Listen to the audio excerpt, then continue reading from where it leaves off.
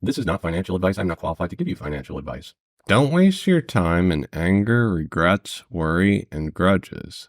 Life is too short to be unhappy. And I think now the real issue, I think, is how we deal with each other. Okay. If we, it was said earlier very well, peace. If we can keep a peace, if we can have a healthy, competitive environment without having a war with each other, we will be in good shape. We will make adaptations. Right. Dalio says peace is important. Well, it's recently come out that the Five Eyes are accusing China of intellectual property theft, hacking infrastructure, spying on infrastructure. When I spoke to Ben Jorgensen from Constellation, he said he's working with the Department of Defense using the metagraphs. So they have metagraphs that are private versions of DAG, and the idea is to have a bunch of private versions link up to the public version. Well, anyway, he said the Department of Defense is extremely interested in using blockchain. Why? Because it's safe, secure, and you can't hack it. 2018 massively shift to the federal government. And I'm very close with many of the other layer one blockchains out there. And nobody's picked up on this because people have perceived federal government as the laggers of adopting innovative tech and innovation. But in fact, they're the ones that are leading the space right now. They're the ones that are like, wow, we have to figure out how this blockchain technology can be used to thwart against cybersecurity.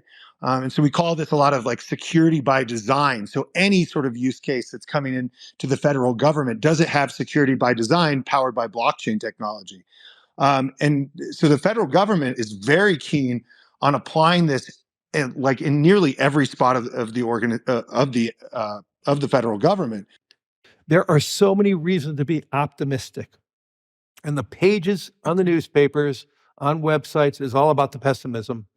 And I'm more of a believer how technology is going to shape these economies and help us out. We may have 1 or 2 years of struggling, but I am powerfully optimistic about how technology is going to be rapidly shape our world. Hey, James. It's funny. I thought of this artwork when I was listening to the video, and then they showed scenes like this. The most powerful people. I've seen artwork where they're talking about the New World Order, and they show artwork like this. And I believe they changed this. This was a different title at one point, but regardless, give them the benefit of the doubt. Now, look at the lineup here. These people are some of the richest, most powerful people in the world, and they're all meeting in Saudi Arabia. Saudi Arabia is the other side of the petrodollar, the oil that backs the dollar. So the panel of Board of Change Makers, so they're discussing what the future is going to look like and how they're going to shape it. So you have Shamir, I how to pronounce that, but she is an Australian businesswoman, career as a banker, CEO of Macquarie Group. Next person, David Solomon, CEO of Goldman Sachs. They have Neil Shen. Neil Shen is a venture capitalist. He's the managing partner of Sequoia China, the Chinese arm of Sequoia. Then you have Stephen F.A. Schwarzman. This bozo is Blackstone. So instead of BlackRock, there's Blackstone. And Blackstone is also one of the most wealthiest ones in the world. Noel is a British banking businessman who's been chief of HSBC since March 2020. Now there is Dr. Patrick Maurice, South African mining billionaire. Jane Fraser, CEO of Citigroup. Larry Fink, CEO of BlackRock. Jamie Dimon, CEO of Chase. Ray Dalio, American investor, he's at Bridgewater, I believe. And then, yes, sir, he is a Saudi businessman, is governor and public investment fund of the Sovereign Wealth Fund. He controls the Sovereign Wealth Fund of Saudi Arabia. This is all the most powerful people in the world deciding what the future is going to look right here. it probably means more global terrorism, which means more insecurity, which means more society is going to be fearful, less hope. And when there's less hope, we see contractions in our economies. And so I think there is consequences to war and to fear and to instability. And I think it will lead to less hope and a lot more fear. And it will then lead to much greater contraction if we don't navigate this as a world. And that's why I think we all have that responsibility to talk about it and to try to do something about it. So Larry Fink, he says that he sees more fear, more war, and that's going to drive down the markets.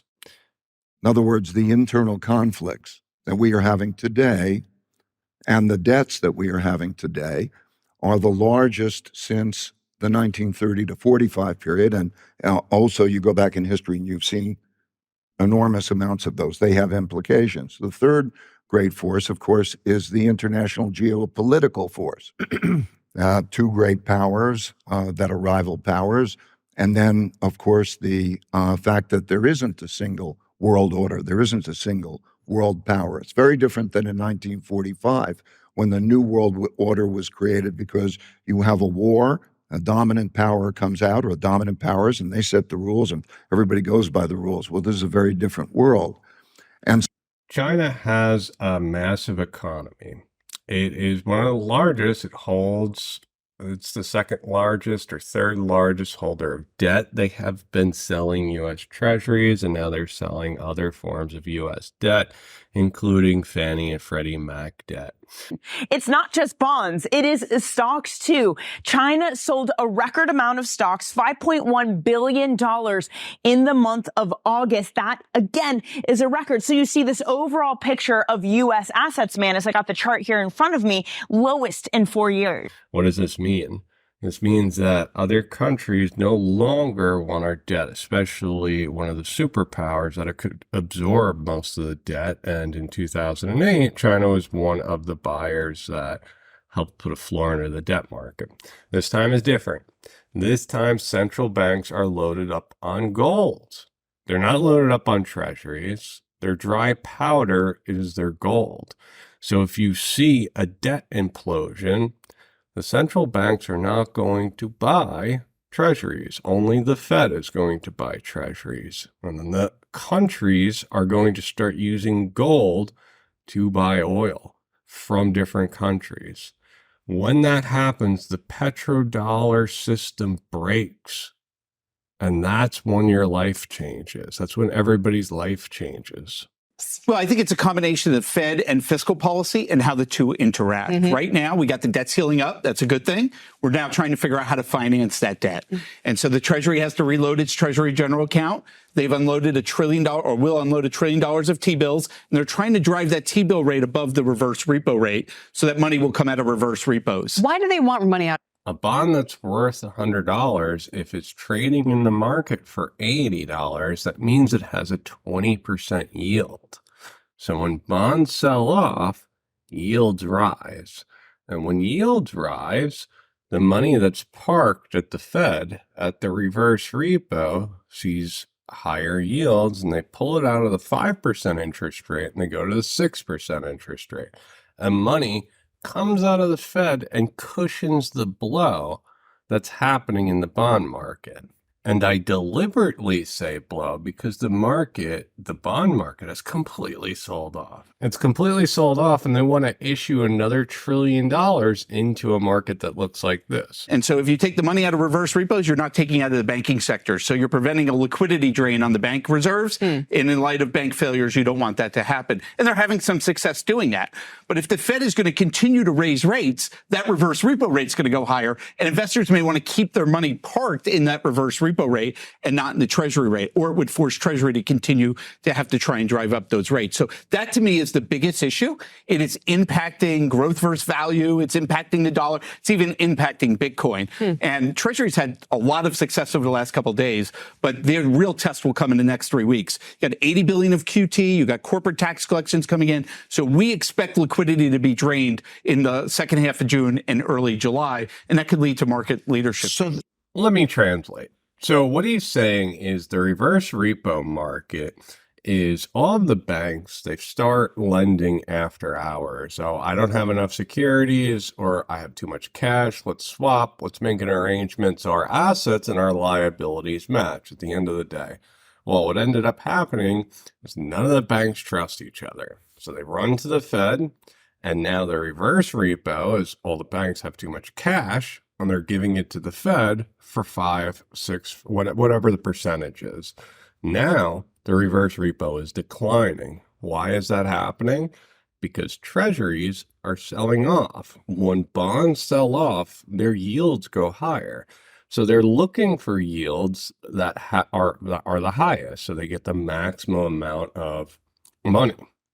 Now, this is a cushion. The Fed is controlling the reverse repo. They can change the rules. They can move the interest rates around. They can do a lot.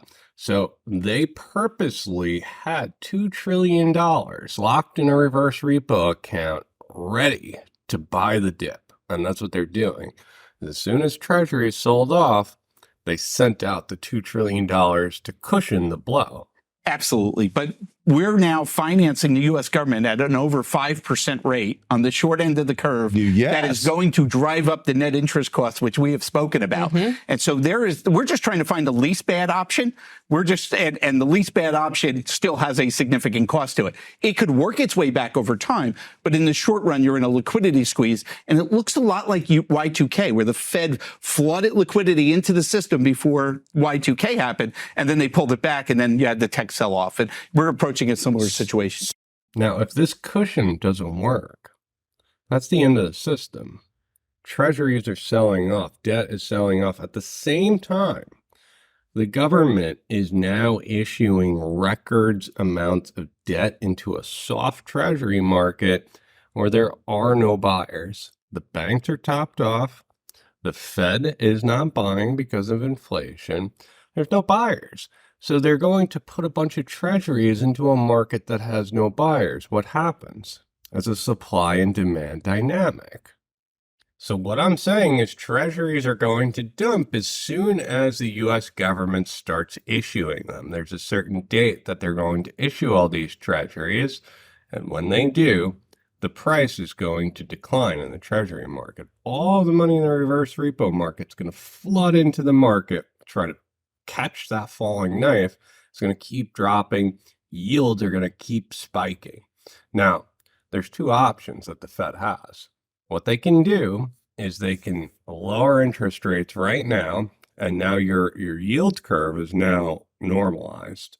Or the market is going to settle this for itself. It's going to dump debt. Debt is going to dump. The long end of the curve is going to spike drastically. Now, imagine a world with the 15, 20%, 30%, 30-year yield. This is a catastrophe. The government and the Fed either can come clean to the public and say, we're going to have some really tough times ahead and we're going to have to buckle down on spending, or they're going to print money and they're going to inflate their problem away. Or higher. Just one or two quick statistics. In the U.S., in the office market, buildings are 20% vacant, unleased. Actually, there's another 20% that somebody's leased, but the people don't come in. So you're looking at office buildings that basically are 40% unused. So I expect when those leases roll off, the companies will cut back the amount of space. So say you have 30% unused space in office buildings. That means those office buildings are not survivable, as economic entities. That means those office buildings are not survivable, as economic entities. Commercial real estate is one of the largest sectors in the economy. This is 2008 over again, but with commercial real estate. Now, commercial real estate does not have fixed interest rates. As a matter of fact, the whole world does not have fixed interest rates. It's only U.S. citizens. It's only a certain select group that have fixed interest rates. Most of the world works off of variable interest rates, and variable interest rates go by what's happening with the bonds and treasuries. Now, you're looking at double-digit interest rates. Blackstone is talking their own book. They're trying to say that nobody's good working at home. They need to work in the office. So they're talking their own book. But here's the interesting thing is Blackstone had a REIT that they did not allow people to take out money from the REIT. They allowed like 5%. So you had to be an accredited investor to get into the REIT. Once you got in, you could not get out. And the SEC looked the other way. Even though that it was public, even though there's news articles published on it, the SEC did not ask any questions about why customers could not get out of the REIT. Something like that. So we have a lot of work to do. It's one of the reasons I think these events are positive. But I would be quite concerned. And the other thing about when you look at economics, I think people prepare for possibilities and probabilities, not calling one course of action, since I've never seen anyone call it. I want to point out that central banks 18 months ago were 100% dead wrong.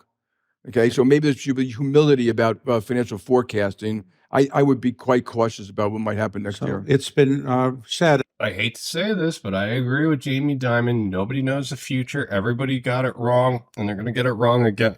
That's because they do not understand what's at play. And I should be careful because I don't know exactly what's going to happen. These markets are a living, breathing organism. Think of it as a whole entity against you.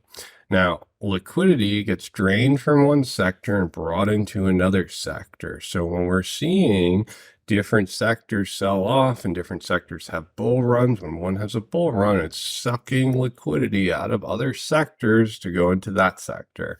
Now, think about the bond market selling off right now. What does that tell us? It tells us that people do not want to hold on to debt anymore.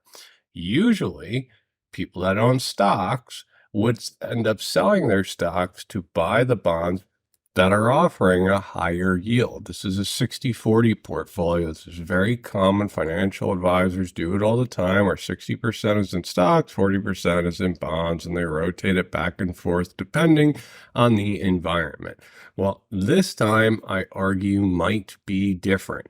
If it isn't different, I fear that crypto is going to have a hard time. If it is different, if people are selling bonds and it's going to keep dropping until yields keep rising, I think that's a highly inflationary environment. Why? Because the Fed is going to throw the kitchen sink at this. If the long end of the curve loses control, the Fed lost control.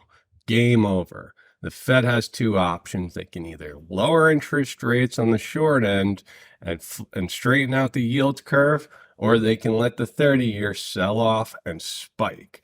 If that happens, goodbye. This is going to get very bad very quickly, and I do not think Federal Reserve Board members understand that. However, I do think these guys that are in the middle of Saudi Arabia understand this all too well. All too well. These guys are all set up. Every one of these bankers are involved with digital currencies. They're involved with tokenizing their platforms. They're ready with new ledgers to move to new ledgers. The average worker today spends 80% of their time processing and 20% on content. AI will turn that on its head. 80-20 will go the other way. That is a great enrichment of human lives. Money is a measurement of goods and services. I repeat this on my channel because it's essential to understand. Artificial intelligence, blockchain technology, quantum computing, what these are doing are making services and goods much more cheaper. When you have smart factories, when you have robotics, when you have all these things working and operational, we're going to see innovation thrive. The other part of this that I personally have been investing in is uranium. I believe that that is an energy source that is dense enough to power us to the next level of civilization. Fossil fuels, I believe, are going to see, you're going to get priced out of fossil fuels. They're going to get so high and so scarce that it's going to be very similar to the 1970s. Why? The Middle East right now risks trade embargoes, energy. We have underinvested in energy because we have villainized oil and gas. We've also villainized uranium. And all of these different sectors have less and less and less. And eventually that's going to surface, and it's going to surface at the wrong time. Pessimistic. Pessimistic. Pessimistic about the, look, you have a political, you have a monetary, you have a conflict type of environment. At the same time, you have the greatest inventiveness. We talk about this fabulous technology development that has so much potential to produce wonderful things, and then it could be a problem. So if you take the time horizon, the monetary policies that we're going to see and so on will have greater effects on the world. And you look at the world gaps, so it's difficult to be optimistic on that. I have no special talent. I am only passionately curious. Thanks, everyone. I hope you enjoyed the show. Please take a moment to like and subscribe. If you enjoy content like this, please consider joining my Patreon or my Ghost site.